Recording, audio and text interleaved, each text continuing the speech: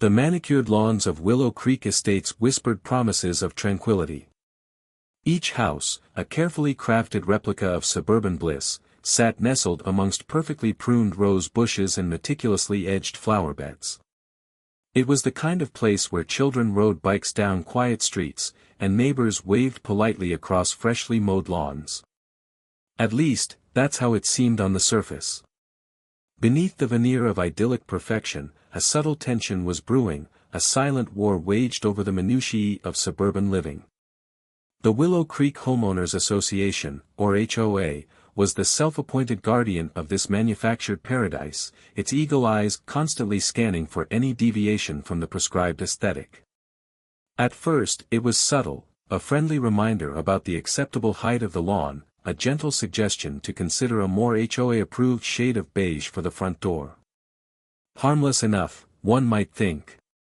But these seemingly minor infractions were the opening salvos in a battle that would soon escalate beyond control. The whispers started, neighbors exchanging knowing glances, murmuring about the rules and the fines. You could almost feel the collective anxiety rising with the summer heat, a sense that any wrong step could land you squarely in the HOA's crosshairs. The idyllic suburban dream was slowly turning into a tightly controlled nightmare. And I, it seemed, was about to become the main character in this unfolding drama. The friendly reminders soon morphed into formal notices, printed on crisp, official-looking letterhead. What began as suggestions were now mandates, and the tone shifted from polite to accusatory. My initial infraction, apparently, was the rogue petunia in my flower bed, a shade of purple deemed unharmonious with the neighborhood's carefully curated color palette. Then came the accusation of excessive ornamentation, due to a small, solar-powered gnome I'd placed by the mailbox. It was absurd. But the HOA wasn't stopping there. The letters became increasingly frequent, each one citing a new and more ridiculous violation. My recycling bin was apparently left out for an excessive period after collection. My welcome mat was deemed non-compliant with the approved list of acceptable designs. The fines started small, a mere $25 for each offense, but they quickly added up. It felt like I was being singled out, targeted for some unknown reason. I started noticing the president of the HOA, Mrs. Kravitz, peering at my property from across the street, a pair of binoculars permanently glued to her face. Her gaze felt like a laser beam, dissecting every inch of my yard, searching for the next perceived transgression. It wasn't just about the money anymore, it was about the principle. I refused to be bullied into conforming to their arbitrary and suffocating standards. This wasn't a community, it was a prison, and the HOA was the warden. The stack of HOA violation notices grew taller, a monument to my defiance, or perhaps, my victimization. Either way, I knew I couldn't fight this battle alone. The fines were adding up, the stress was mounting, and the constant scrutiny was starting to feel unbearable. I needed help. I needed a lawyer. A quick online search led me to Ms. Eleanor Reynolds, an attorney specializing in HOA disputes. Her website boasted a string of successful cases against overzealous homeowners associations, and her client testimonials spoke of her tenacity and expertise. I made an appointment, hoping she could offer some guidance, some way out of this escalating nightmare. Her office was located in a stately building downtown, a world away from the manicured lawns and petty squabbles of Willow Creek Estates. Ms. Reynolds greeted me with a warm smile and a firm handshake, immediately putting me at ease. I laid out my case, presenting her with the stack of violation notices, the HOA bylaws, and a detailed account of the events leading up to this point. She listened intently, occasionally interjecting with insightful questions, her brow furrowed in concentration. By the end of the meeting, I felt a glimmer of hope. Maybe, just maybe, I had a fighting chance. She agreed to take my case, assuring me that the HOA's actions were, at the very least, questionable. The battle was far from over, but for the first time in weeks, I felt like I had someone on my side. Ms. Reynolds was a force of nature. After agreeing to represent me, she dove headfirst into the HOA bylaws, dissecting each clause and subsection with the precision of a surgeon. She explained that while HOAs do have legitimate power to enforce community standards, those powers are not unlimited. They are bound by state laws, their own governing documents, and principles of fairness and due process. The key, she emphasized, is documentation. Every interaction, every notice, every photograph, keep a record of everything. She explained that the burden of proof was on the HOA to demonstrate that I was in violation of the rules and that their enforcement was consistent and non-discriminatory. She also stressed the importance of understanding the bylaws inside and out. Know your rights, she said. Know their limitations. Together, we formulated a plan. First, we would formally respond to each violation notice, challenging the HOA's interpretation of the rules and demanding evidence to support their claims. Second, we would request access to the HOA's records, including meeting minutes and financial statements, to uncover any potential irregularities or conflicts of interest. And third, we would prepare for the possibility of legal action, gathering evidence and building a strong case against the HOA's overreach. The battle was just beginning, but with Ms. Reynolds by my side, I felt ready to fight. The battle lines were drawn, but the HOA was far from finished. They needed a bigger stick, a more significant infraction to justify their escalating actions. And they found it, or rather, they manufactured it. I had recently installed a small, prefabricated shed in my backyard. It was nothing fancy, just a simple structure to store gardening tools and lawn equipment. I hadn't thought much of it, assuming it fell within the HOA's guidelines. After all, several other homes in the neighborhood had similar sheds. But according to the HOA, my shed was a blatant violation of the bylaws. They claimed it was unapproved, unsightly, and out of character with the neighborhood's aesthetic. They demanded its immediate removal, threatening even steeper fines and potential legal action if I failed to comply.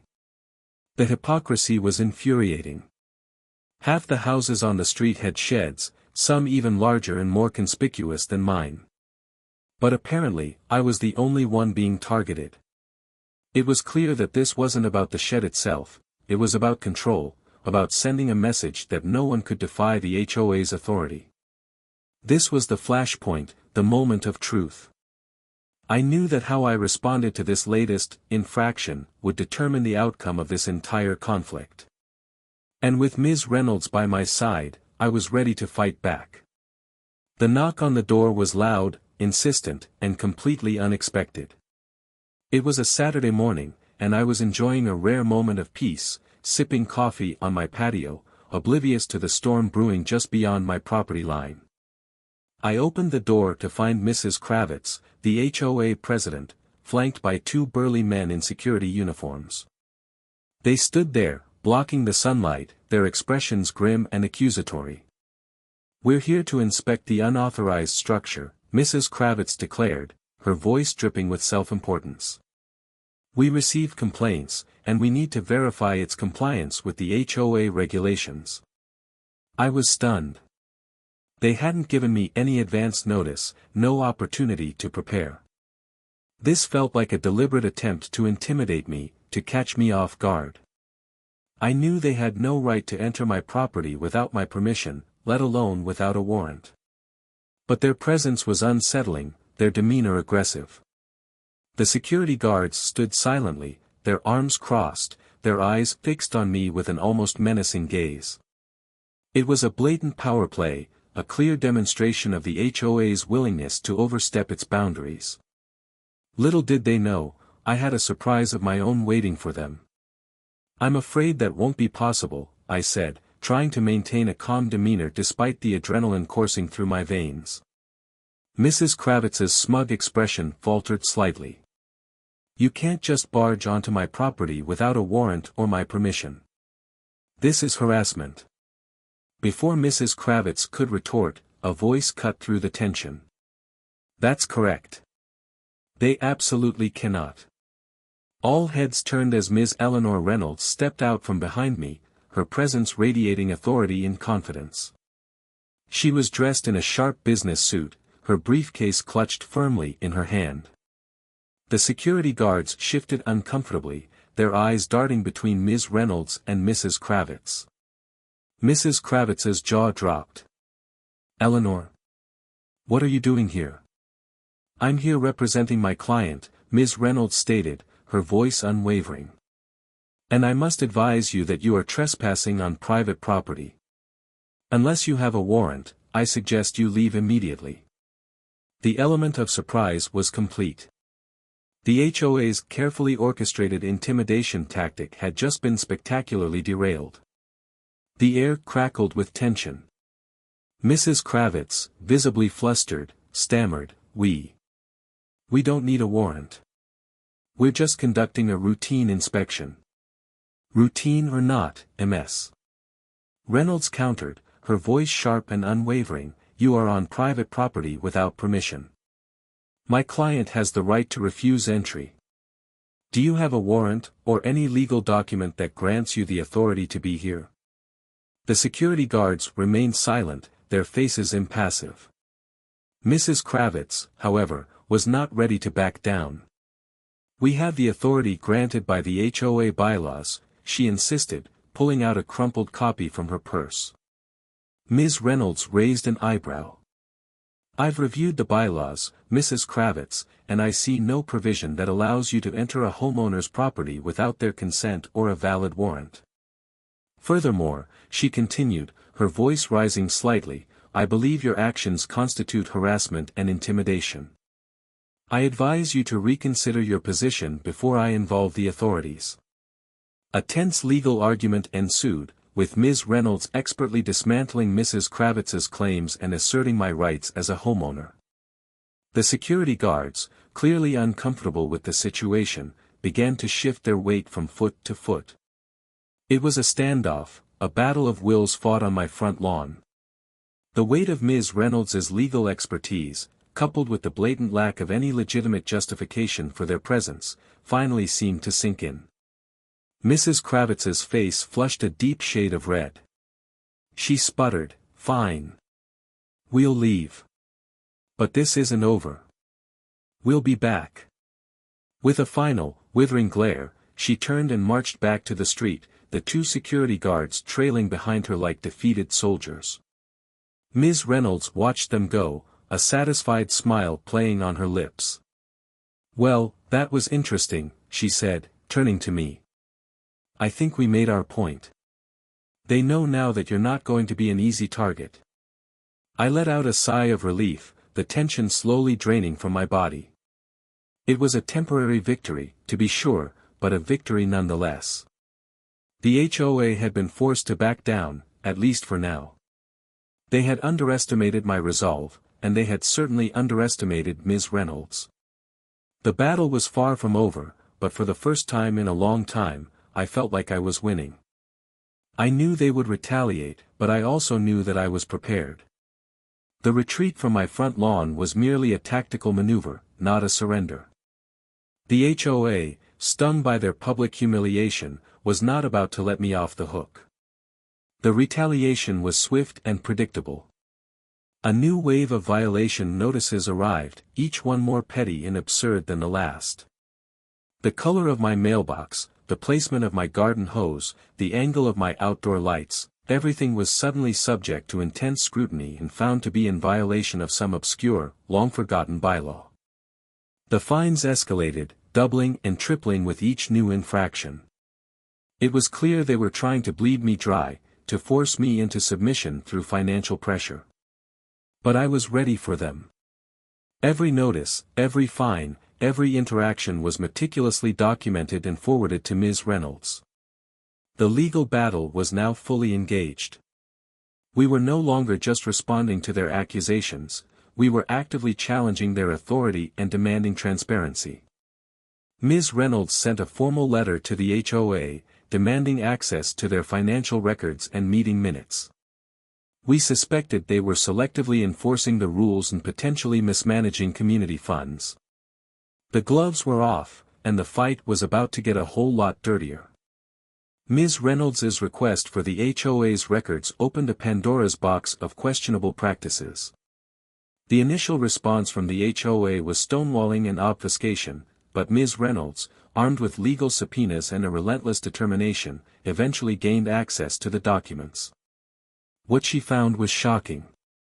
The HOA's financial records revealed a pattern of questionable spending, including exorbitant management fees paid to a company owned by Mrs. Kravitz's brother-in-law. The meeting minutes showed that certain homeowners, particularly those who were friends or allies of the HOA board members, were consistently given preferential treatment, with their violations overlooked or dismissed. Even more damning was the evidence of selective enforcement. Ms. Reynolds uncovered several instances where similar violations to mine had been ignored or handled with a simple warning, while I was subjected to escalating fines and harassment. It was clear that I was being targeted, not for any legitimate violation of the bylaws, but for daring to challenge the HOA's authority. The investigation also revealed flaws in the HOA's structure, including outdated bylaws and a lack of proper procedures for handling disputes. The foundation of the HOA's power was crumbling beneath our feet. With the evidence of the HOA's wrongdoing mounting, Ms. Reynolds began the process of building an airtight case. The next step was to find other homeowners who had experienced similar treatment at the hands of the HOA. We started by posting flyers in the neighborhood, discreetly worded to avoid attracting unwanted attention from Mrs. Kravitz and her cronies. The response was overwhelming. Within days, we were inundated with calls and emails from homeowners eager to share their stories of harassment, intimidation, and unfair treatment. Ms. Reynolds meticulously interviewed each witness, gathering sworn statements and documenting their experiences. A pattern emerged. The HOA seemed to target homeowners who were perceived as being different or who dared to question their authority. Armed with this compelling evidence, Ms. Reynolds prepared for potential legal action. We explored the possibility of mediation, hoping to reach a settlement with the HOA without going to court. However, given the HOA's history of intransigence, we also prepared to file a lawsuit, alleging breach of contract, selective enforcement, and abuse of power. The legal battle was about to escalate to a whole new level. The outpouring of support from other homeowners was both heartwarming and empowering. People who had previously been afraid to speak out against the HOA's overreach were now emboldened by my stand. They saw that it was possible to challenge the HOA's authority and win, and they wanted to be a part of it. Neighbors started organizing meetings, sharing their experiences, and strategizing ways to bring about change. They formed a grassroots movement, demanding greater transparency and accountability from the HOA board. Some even volunteered to help with the legal effort, offering to contribute to the legal fund or assist with research. The atmosphere in Willow Creek Estates began to shift. The fear and intimidation that had once permeated the community were replaced by a sense of hope and solidarity. The HOA, once seemingly invincible, was now facing a united front of homeowners determined to reclaim their community. It was no longer just my fight, it was our fight. And together, we were a force to be reckoned with. Faced with mounting evidence of their wrongdoing and a growing rebellion within the community, the HOA reluctantly agreed to enter into negotiations.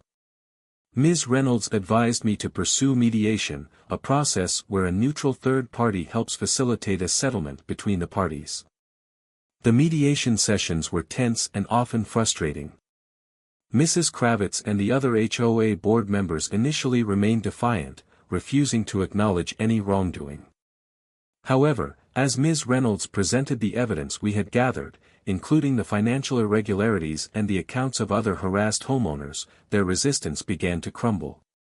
Ms. Reynolds skillfully advocated for my interests, demanding the dismissal of all outstanding fines, a formal apology from the HOA, and a commitment to reform their governance practices.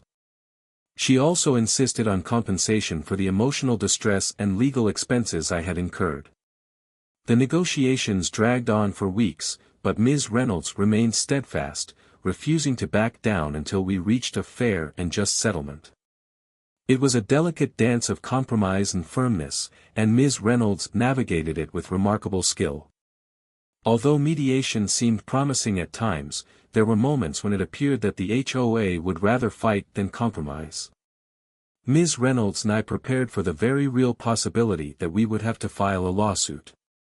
We had already drafted the complaint, outlining the HOA's alleged breaches of contract, selective enforcement, harassment, and abuse of power. Our legal strategy was multifaceted. First, we would seek an injunction to stop the HOA from continuing their harassment and collecting further fines. Second, we would demand a full accounting of the HOA's finances and a reform of their governance practices. Third, we would seek damages for the emotional distress and financial losses I had suffered as a result of the HOA's actions. Ms. Reynolds explained the potential outcomes of a lawsuit. We could win a complete victory, with the court ordering the HOA to comply with our demands and pay damages. Or, we could reach a settlement agreement, which would be less favorable than a complete victory but would still provide some relief. There was also the risk that we could lose the case, which would be devastating both financially and emotionally. The stakes were high, but we were prepared to take the risk if necessary. In the end, we didn't have to go to court. Just days before the trial was set to begin, the HOA caved. They requested one final mediation session, and this time, they were serious about reaching a settlement. The evidence we had compiled, the community support we had garnered, and the looming threat of a costly and embarrassing trial had finally broken their resolve. The final mediation session was intense. Ms. Reynolds presented our case with unwavering conviction, laying out the HOA's pattern of wrongdoing and demanding a comprehensive resolution. The HOA's lawyer, a slick and experienced litigator, attempted to downplay their actions and shift the blame, but Ms. Reynolds expertly countered each argument with facts and evidence. After hours of heated debate, the mediator finally proposed a settlement agreement that was acceptable to both sides. The HOA agreed to dismiss all outstanding fines, issue a formal apology, implement significant reforms to their governance practices, and pay me a substantial sum in damages to cover my legal expenses and emotional distress. It was a victory, not just for me, but for the entire community. The reign of terror in Willow Creek Estates was finally over. The negotiated settlement was more than just a personal victory, it was a landmark achievement for the entire community. The HOA was forced to amend its practices, implement transparent accounting procedures, and establish a fair and impartial process for handling disputes. Mrs. Kravitz and several other board members resigned, replaced by homeowners committed to serving the best interests of the community, not their own. The power dynamic in Willow Creek Estates had shifted dramatically. The HOA was no longer an unchecked authority, but a servant of the homeowners, accountable to their needs and concerns. The reign of fear and intimidation was over, replaced by a sense of collaboration and mutual respect. My fight had not only restored my own peace of mind but had also empowered my neighbors to stand up for their rights and reclaim their community. It was a testament to the power of perseverance, the importance of knowing your rights, and the transformative effect of community solidarity. The idyllic suburban dream, once tarnished by the HOA's overreach, was finally within reach again. Looking back on the entire ordeal, I realized that it was a difficult but ultimately transformative experience. I learned valuable lessons about the importance of knowing your rights, standing up to injustice, and seeking legal counsel when facing powerful adversaries. I also learned that even the most daunting challenges can be overcome with perseverance, determination, and the support of a strong community. Without Ms. Reynolds' expertise and unwavering commitment, I doubt I would have been able to achieve such a favorable outcome. And without the courage and solidarity of my neighbors, would have felt isolated and overwhelmed.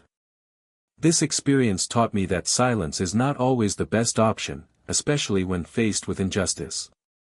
Speaking out, even when it's difficult or frightening, can inspire others to do the same, creating a ripple effect of positive change. And finally, I learned that sometimes, the greatest victories are not just about personal gain, but about creating a better world for everyone. The impact of our case extended far beyond the boundaries of Willow Creek Estates. News of our victory spread quickly through online forums and community newsletters, reaching homeowners across the state and even the country. Many contacted me, seeking advice and guidance on how to challenge their own HOA's overreach. Our case became a precedent, a symbol of hope for those facing similar battles. It demonstrated that even seemingly powerless individuals could stand up to powerful organizations and win. It also highlighted the importance of strong legal representation and community support in achieving a favorable outcome. More importantly, our case prompted a broader conversation about HOA reform. State legislators began to consider legislation that would strengthen homeowners' rights and limit the power of HOAs. Our fight had sparked a movement, empowering homeowners everywhere to protect their property rights and demand accountability from their community associations. The battle had been long and arduous, but the long-term impact was undeniable. My story serves as a reminder of the vital importance of community involvement, transparency, and accountability in HOA management. HOAs can be valuable tools for maintaining community standards and protecting property values, but they must be governed fairly and ethically, with the best interests of all homeowners in mind. It's crucial for homeowners to actively participate in HOA meetings, ask questions, and hold their elected officials accountable. It's also essential to demand transparency in financial matters and to ensure that the bylaws are enforced consistently and impartially. The future of community living depends on our collective commitment to these principles. By working together, we can create HOAs that are truly representative of the communities they serve, fostering a sense of belonging, cooperation, and mutual respect. Let's strive to build communities where everyone feels valued, heard, and empowered to protect their rights and shape their future. The idyllic suburban dream is possible, but it requires vigilance, participation, and a willingness to stand up for what's right. And remember, you are not alone. There are resources and support available to help you navigate the complexities of HOA living and protect your property rights.